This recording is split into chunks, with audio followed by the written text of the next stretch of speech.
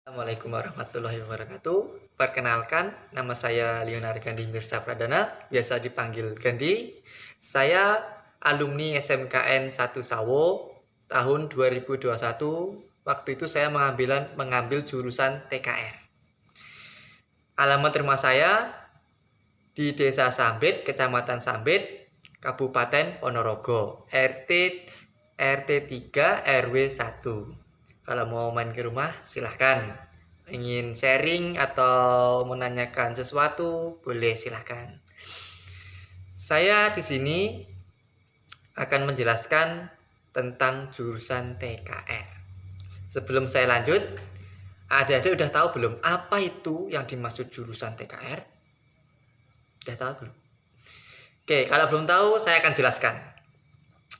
Teknik kendaraan ringan atau yang biasa disebut TKR adalah ilmu yang mempelajari tentang alat-alat transportasi darat yang menggunakan mesin.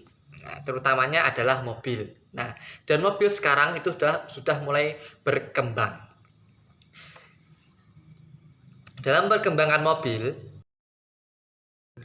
perkembangannya, mobil semakin menjadi alat transportasi yang kompleks yang terdiri dari ribuan komponen yang tergolong dalam puluhan sistem dan subsistem. Nah, oleh karena itu, teknik kendaraan ringan pun berkembang menjadi ilmu yang sangat luas. Nah, mencakup semua sistem, subsistem, dan subsistem. Nah, teknik kendaraan ringan ini dulunya disebut teknik otomotif. Nah, yang membekali peserta didik dengan ilmu kendaraan ringan agar mampu melaksanakan perawatan dan perbaikan komponen-komponen mobil secara mandiri. Merawat dan memperbaiki mobil sesuai dengan standar yang ditentukan oleh pabrik. Nah, merawat dan memperbaiki mobil pada bengkel atau perusahaan di mana tempat ia bekerja atau kamu bekerja, serta menciptakan lapangan kerja baru bagi dirinya dan orang lain. Nah, tujuan teknik kendaraan ringan yang di SMKN 1 Sawo itu adalah membekali peserta didik dengan pengetahuan, sikap, perilaku, dan keterampilan agar kompeten dalam yang pertama, bidang kompetensi keahlian teknik kendaraan ringan yang diberikan. Nah, sehingga mampu mengembangkan dan mengaplikasikan dalam pekerjaannya secara mandiri dan dapat mengisi lowongan pekerjaan yang ada di dunia usaha dan dunia industri sebagai pekerja tingkat menengah yang handal. Nah, yang kedua, memiliki karakter. Nah, karakter ini yang paling penting. Nah, mampu berkompetisi dan mengembangkan sikap profesional dalam berkompetisi keahlian teknik kendaraan ringan. Nah, dan yang ketiga, menciptakan lapangan kerja sendiri atau berwirausaha dalam kompetensi keahlian teknik kendaraan ringan. Nih, yang terakhir, melanjutkan ke jenjang pendidikan yang lebih tinggi sesuai kompetensi yang dimiliki. Nah, lulusan kompetensi teknik kendaraan ringan di SMKN 1 Sawo ini akan dibekali dengan ilmu pengetahuan dan keterampilan dalam perawatan dan perbaikan motor otomotif, perawatan dan perbaikan sistem pemindah tenaga otomotif, perawatan dan perbaikan sasis dan suspensi otomotif, perawatan dan perbaikan sistem kelistrikan otomotif, serta dibekali kemampuan dalam berwirausaha dengan perkembangan kebutuhan masyarakat dan dunia industri. Nah, itu tadi yang dapat saya ceritakan tentang teknik kendaraan ringan. Mungkin ada yang ditanyakan. Nah, kalau ada yang ditanyakan, silahkan nanti tanyakan pembimbing kalian masing-masing nanti. Oke, saya di sini akan bercerita sedikit tentang saya PKL waktu semasa sekolah.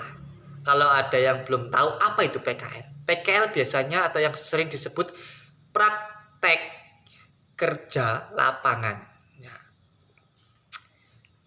Waktu saya hari pertama PKL, waktu itu saya disuruh oleh bos saya untuk melepas ban mobil untuk membenarkan rem mobil pada mobil apa itu mereknya ya, kalau nggak salah Peugeot mobil Eropa kalau nggak salah, mobil Eropanan. Nah, pada waktu itu saya sebenarnya belum bisa melepas ban roda mobil itu. Nah, karena apa? karena bautnya itu berkarat, ya, berkarat. Dan waktu saya menggunakan kunci palang atau kunci plus untuk melepas roda mobil itu dengan cara manual. Biasanya pakai alat yang itu tuh, yang kayak bor itu, nah, kayak di bengkel-bengkel gitu. Nah, waktu itu saya cuma menggunakan kunci palang. Berhubung fisik saya kecil, nah jadi saya tidak kuat untuk melepasnya. Nah, waktu saya tak tolong kepada pembimbingnya. Nah, dan alhamdulillah pembimbingnya mau dan mengajari saya gimana sih caranya melepas yang benar, cara memegang yang benar, bagaimana cara mendorong agar bot itu bisa berputar, dan bagaimana caranya mengecek rem itu rusak atau tidaknya. Situ akan diajari. Nah, pesan saya nanti saat kalian PKL ya, belum saya memberikan pesan saya, jangan takut-takut untuk bertanya kepada pembimbing kalian. Kalau sekiranya kalian tidak tahu, tanyalah, daripada kalian tidak tahu waktu disuruh cuma diem saja. Nah, itu nanti akan jadi masalah. Oke, saran saya untuk PKL, kalau PKL kalau bisa kalian datanglah lebih awal, ya, datanglah lebih awal. Waktu itu saya ada 4 orang waktu PKL, 4 orang dengan teman-teman saya. Nah, ini ada cerita sedikit dari saya.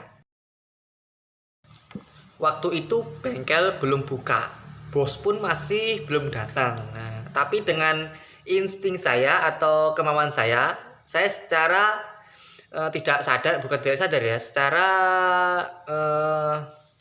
bisa disebut keinginan saya ingin membersihkan bengkel itu. Oke, waktu itu walaupun bengkel belum buka, saya membersihkan bengkel itu, dibersihkan halamannya untuk bengkelnya ya. Nah, dan saat itu bengkel sudah bersih saat bos datang. Nah, saya itu di situ diapresiasi sama bos. Wah, ini yang disebut pekerja yang rajin. Nah, bengkel yang semulanya yang kemarin habis dipakai kotor-kotor terus tanpa disuruh dibersihkan, nah itu dapat apresiasi oleh bos dan dan dipuji oleh bos. Nah, pesan saya gini, maupun pekerjaannya apapun itu, sekotor apapun itu tempatnya nanti, kalau bisa dibersihkan sebersih mungkin ya. Jadi gini, kalau lingkungan itu bersih, nah itu akan ada kemungkinan untuk menarik banyak peminat ya, customer gitu. Nah, saya belajar dari bos saya. Oke, dan satu lagi, kalau kalian adik-adik kalau PKL, kalau bisa jangan malas-malasan ya. Karena ada teman saya ini, satu saya ceritakan, teman saya ini orangnya males banget waktu PKL. Kalau yang lain kerja, dia cuma tidur terus di dalam bengkel. Nah, itu tuh yang bahaya. Bos saya itu saat marah waktu itu. Waktu itu waktu dia tiduran dan yang lain pada bekerja untuk membongkar mobil, dia itu malah tiduran. Nah, waktu saatnya pulang, jam pulang, nah dia itu tidak boleh pulang. Dia itu suruh membersihkan bengkelnya sampai bersih. Nah ini hati-hati. Kalau adik-adik nanti kalau udah kerja, kemungkinan hukumannya bukan itu lagi. Bisa lebih besar resikonya, malah bisa dipecat. Nah, jadi saran saya, apapun pekerjaan kalian, ya, apapun itu, kalian harus tetap teguh, tetap semangat, dan tetap telaten dan tetap teliti. Jangan malas-malasan, ya, karena itu bukan sifat dari pekerja. Nah, itu tadi pengalaman saya di PKL. Tapi sebenarnya nggak itu saja kok. Sebenarnya nanti kamu kan hari pertama mungkin nanti akan melepas ban mobil, terus mencuci mobil gitu. Tapi hari selanjutnya nanti kalau kamu serasa kamu udah cukup mampu, kamu akan diajari gimana sih cara membongkar mesin mobil, gimana sih cara merakit mesin mobil, terus bagaimana sih caranya melihat komponen yang bagus dan yang sudah jelek. Nah, itu akan diajari. Nah, ada satu lagi tambahan pesan dari saya, ya, yang bagi yang mengambil jurusan PKR. Nah, saran saya, kalian kalau sudah mengambil jurusan PKR, tekuni, ya. Apapun itu yang kalian ambil, tekuni. Kalau kalian sudah tekun, insya Allah kalian akan berjaya. Jadi, tetap semangat, teguh pendirian, dan tetap optimis, jangan malas-malasan. Itu kuncinya sukses. Itu pesan dari saya. Kalau ada yang ditanyakan, silahkan hubungi nomor saya. Nanti akan ada di situ nomor saya. Nama saya masih ingat kan? Nama saya Leonar Gandhi Mirsa Pradana. Ya, ingat baik-baik. Itu yang bisa dapat saya sampaikan. Selebihnya saya mohon maaf. Akhir kata, Assalamualaikum warahmatullahi wabarakatuh. Halo, Assalamualaikum warahmatullahi wabarakatuh. Perkenalkan, nama saya Diananda Agustin. Saya alumni SMK Negeri 1 Sawo pada tahun 2020. Pada saat itu, saya mengambil jurusan Desain Permodelan dan Informasi Bangunan. Di sini saya akan menceritakan sedikit banyak tentang pengalaman saya selama mengambil jurusan DPIB. Apa sih DPIB itu? DPIB adalah suatu jurusan yang mengajarkan tentang ilmu bangunan, perhitungan atau estimasi bangunan, perancangan gedung, perancangan rumah, jalan, dan jembatan. Nah, buat kalian yang mau mengambil jurusan DPIB, nggak usah takut nanti kalau susah gimana, kalau nggak bisa gimana, kalau nggak dapat kerja gimana, nggak usah takut seperti itu. Di jurusan DPIB, kalian akan dibimbing semaksimal mungkin oleh guru-guru yang sabar tentunya. Selain itu, kalian nanti juga akan dicarikan tempat di dunia kerja atau dicarikan seperti lapangan pekerjaan ketika kalian sudah lulus nanti. Jadi kalian jangan takut kalau kalian nggak dapat kerja ketika kalian ngambil jurusan DPIB. Nah, pada kelas 11 kalian nanti akan diterjunkan ke dunia industri atau biasa disebut dengan PSG atau PKL. Pada saat itu kalian nanti akan diterjunkan ke dunia lapangan. Nah, di situ kalian gak usah bingung-bingung buat nyari kemana. Nanti kalau keluar kota jauh atau mau nyari yang deket-deket juga bisa. Misalkan di Ponorogo juga sudah banyak perusahaan atau konsultan-konsultan bangunan yang mau menerima siswa prakerin. Nah, selama di PSG itu nanti kalian akan diajari bagaimana cara menghitung bangunan, bagaimana cara merancang sebuah gedung, merancang sebuah bangunan, merancang sebuah jalan dan jembatan dengan baik. Secara nyata, kan kalau di sekolah kalian biasanya cuman dapat 50% teori, 50% lapangan. Nah, di situ di dunia kerja itu nanti kalian bisa mendapatkan 70% lapangan dan 30% teori. Selain itu, nanti kalian, ini aku cerita pengalaman saya. Pada saat prakerin dulu, saya diterjunkan ke lapangan, disuruh mengawasi tukang-tukang, terus disuruh ngukur-ngukur tanah, disuruh mencatati ukuran-ukuran tanah dan sebagainya. Setelah itu disuruh menggambar, merancang, dan menghitung estimasi atau biaya yang diperlukan untuk membuat suatu rumah atau gedung tersebut. Kalian gak usah takut gimana nanti kalau nggak bisa. Kalian nanti bisa minta tolong ke kakak kelas kalian yang lebih dulu mengambil jurusan DPIB seperti saya atau kakak kelas kalian yang lain. Nah, setelah lulus kalian nanti juga bisa bekerja di perusahaan-perusahaan yang kalian tempati selama kalian prakerin dulu. Selain itu, kalau kalian mau cari mau cari perusahaan atau cari kerja di luar kota, itu kalian juga bisa. Selain bekerja di kantor, perusahaan, itu kalian juga bekerja secara freelance. Apa itu freelance? Freelance itu bekerja yang tidak sesuai dengan jam kantor. Misalnya kalau kalian mempunyai kesibukan yang lain, mempunyai terikat dengan pekerjaan yang lain, atau ada sesuatu yang harus kalian kerjakan yang lain, itu kalian bisa bisa nyambi. Intinya itu bisa disambi dengan pekerjaan-pekerjaan kalian yang lain itu. Jadi kalian tidak harus bingung-bingung membagi waktu kalian yang ini, yang ini, yang ini, yang ini gitu. Kalian tidak usah bingung-bingung. Jadi misalkan nanti kalian dapat job freelance. Nah, itu kalian mengerjakannya itu terserah kalian. Misalkan mau dilembur sehari selesai, itu bisa juga. Atau kalau misalkan deadline-nya lama, itu bisa sampai diselesaikan sampai 2 hari, 3 hari, itu terserah kalian. Yang memanage waktunya itu kalian sendiri. Yang penting ketika hari H tugas itu dikumpulkan, kalian sudah sudah menyelesaikannya dan siap untuk dikumpulkan. Nah, mungkin cukup itu saja yang dapat saya sampaikan, yang dapat saya share ke kalian tentang pengalaman saya atau tentang pengetahuan saya tentang apa itu DPIB, tentang apa itu teknik bangunan dan lain-lain.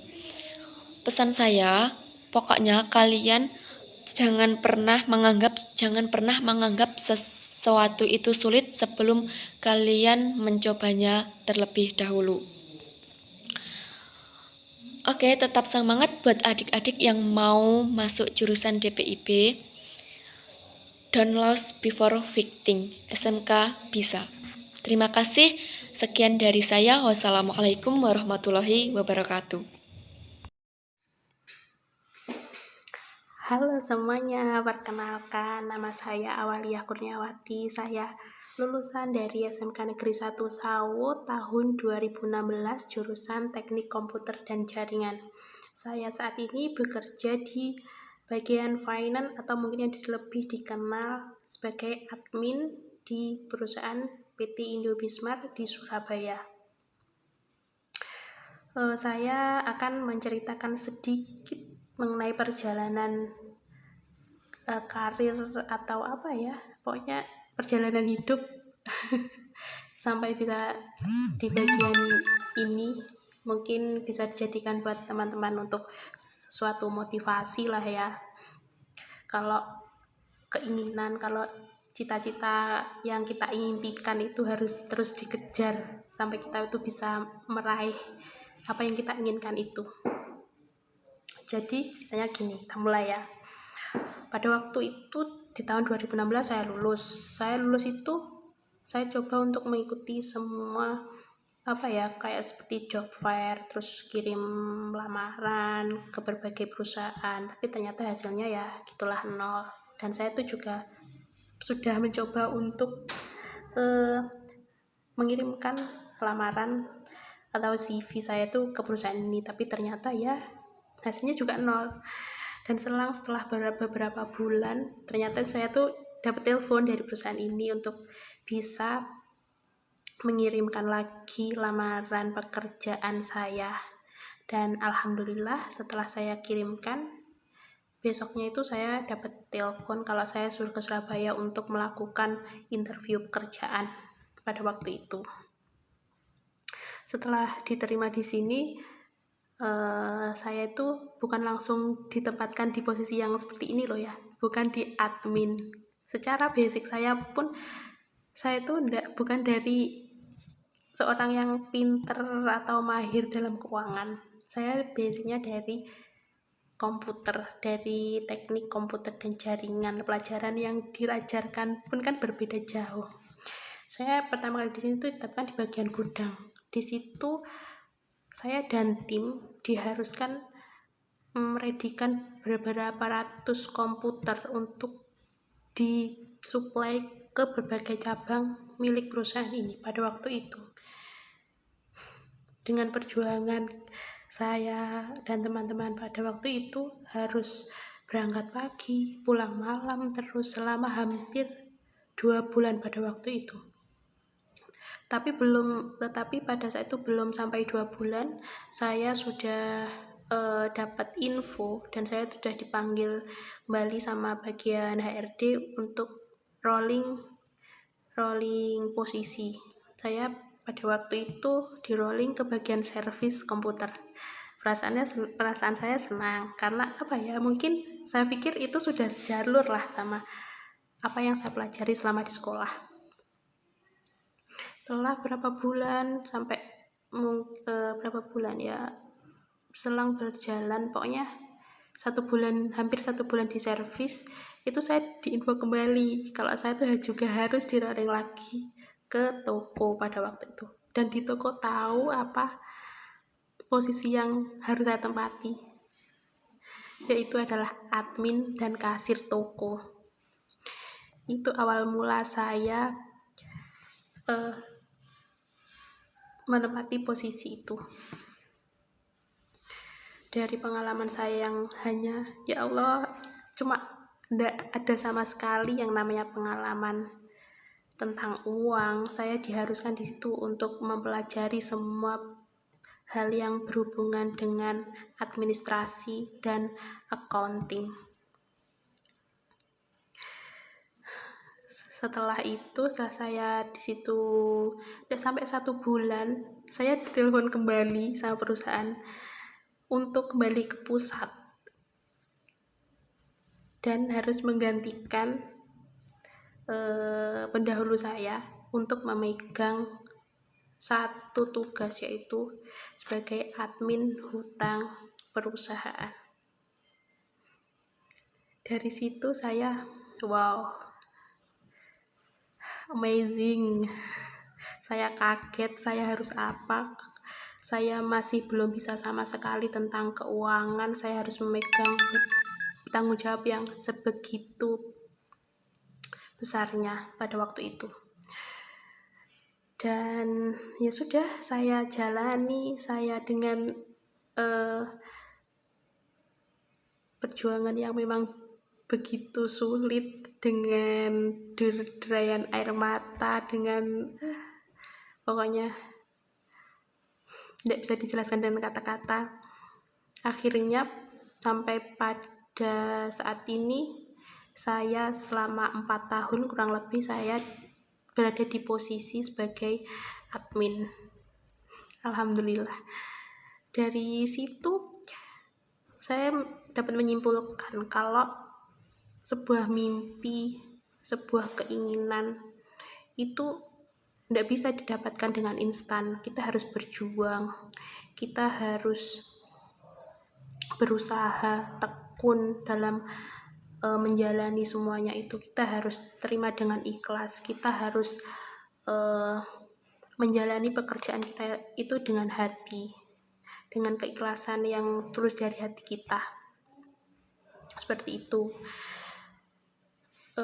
Dan jangan lupa, yang paling penting adalah jangan lupakan doa orang tua kita. Kita harus minta doa sama orang tua kita. Walaupun kita sudah sukses, tetap minta doa dari orang tua kita. Itu yang paling penting sampai saat ini yang masih saya lakukan. Kalau kita sudah mencapai posisi ini, samanya kita sudah sukses, ya jangan lupa kalau kita tuh dulu pernah dari bawah, kita dari nol, perjuangan kita itu seperti apa. Jangan sampai kita sombong, seperti itu teman-teman.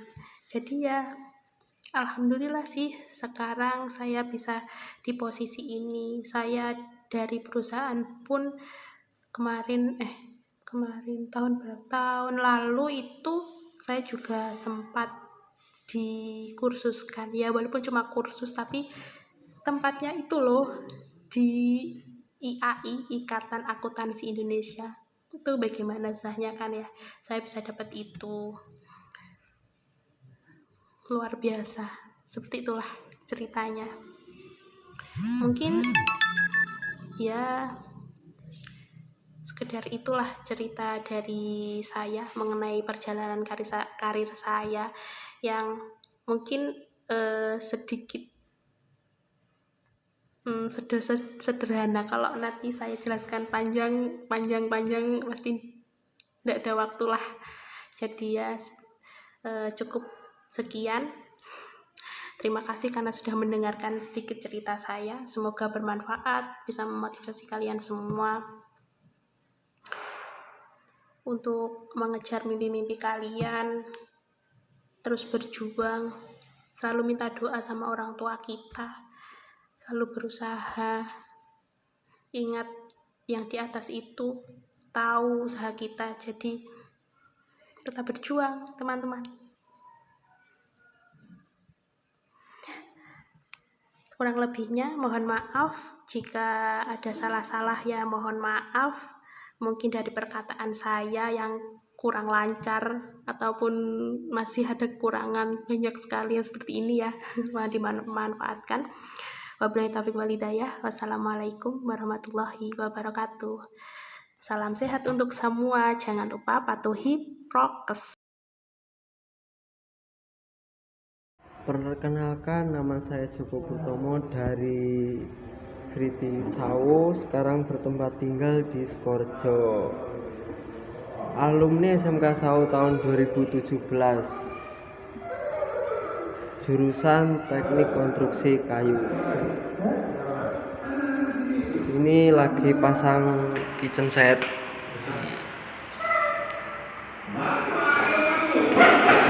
Minibar, backdrop TV.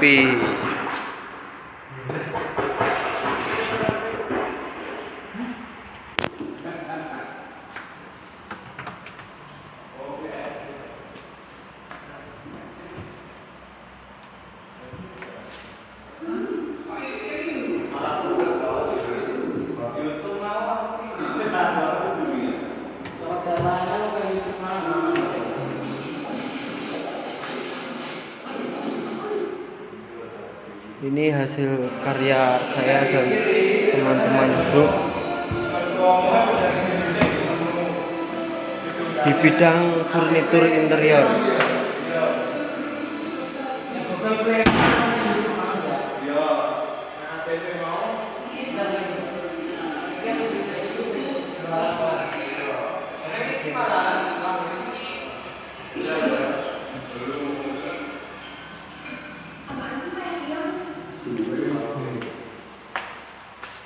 Alumni SMK Masri, ya, alumni SMK. Ini masang TV 64 in.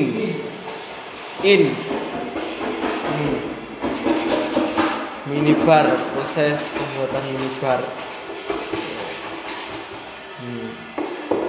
Mau boleh mau ya.